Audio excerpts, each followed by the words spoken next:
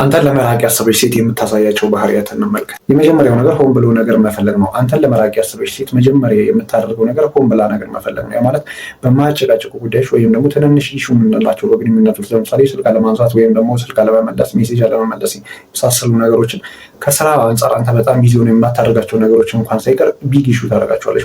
ማለትም በጣም ታጋንናቸውና አንተን ማሰላቸት ትጀምራለች። ያ የምታደርግበት ወሳኙ ነገር ምን መሰለህ?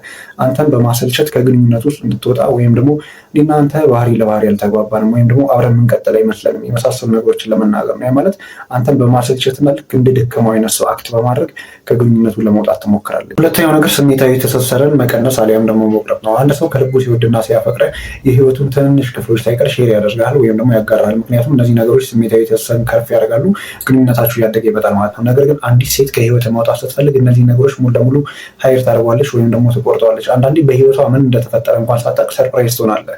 እንዲህ ይሄ ነገር ደግሞ መች ነው የተፈጠረ የመሳሰሉ ነገሮችን ትናገራለህ። ነገር ግን እሷ እያደረገች ያለችው ነገር ስሜታዊ ትስስሯን በጥሳለች። ከዛ በኋላ ከአንተ ህይወት ሙሉ ለሙሉ ተርቃለች በጊዜ ውስጥ ማለት ነው። ሶስተኛው ነገር በጭንቀት ስትወጠር ታያታለህ። ማለትም ተገናኝታችሁ ጊዜ ለማሳለፍ እየሞከራችሁ ነው፣ ነገር ግን ጥሩ ጊዜ አታሳልፉም። የሆነ የመማረር አይነት ነገር ነው። እሷ ስትወጠር ስትራብሽ ወይም ደግሞ ደስተኛ ሳትሆን ነው የምታያት። ነገሩ አይገባህም። ነገር ግን እውነታው ምን መሰለህ?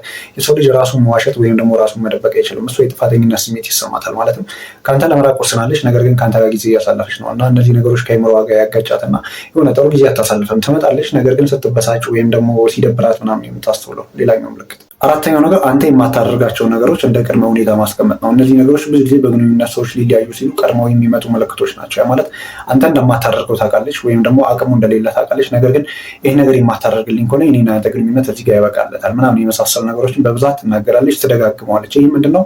አንተን የማላመር ስራ ነው። ማለት የሆነ ሰዓት ላይ ይህን ጠይቄ እኮ አላደርግልኝም፣ ይህና ያንተ ግንኙነት መጨረሻው ምንድን ነው የመሳሰሉ ጥያቄዎችን ትነግርሃለች። ወይም ደግሞ በራስህ ተስፋ ቆርጠህ ከግንኙነቱ ትወጣለህ ማለት ነው። ያ ማለት እሷም ታውቀዋለች እውነቱን ነገር አንተም ታውቀዋለህ ያን ነገር የማድረግ አቅም እንደሌለ። ነገር ግን በቃ አንድ ስትራቴጂ ነው። የመጨረሻውና ወሳኙ ነገር ምን መሰለህ? ሙሉ ለሙሉ ግድ የለሽ ትሆናለች። ለአንተ ዋጋ የሚሰጥህ እና የሚወድ ሰው እያንዳንዱ ነገር ያስጨንቋል። ግድ የለሽ ሊሆን አይችልም። ማለትም መቅረትህ፣ ማርፈድህ ወይ አለመደወልህ ያሳስባታል። ነገር ግን ከህይወትህ ልትወጣ ያሰበች ሴት ደወልክ አልደወልክ ከሌላ ሴት ጋር አየችህ አላየችህ ማለት ለዝንጌራ እንደውም አይገዳትም ምንም ነገር ብታደርግ። ስለዚህ የሆነች ሴት ሙሉ ለሙሉ ግድ የለሽ ከሆነች ከአንተ ግንኙነቱ ማለትም ከግንኙነቱ ውስጥ ለመውጣት ራሷን ሬዲ ያደርጋለች።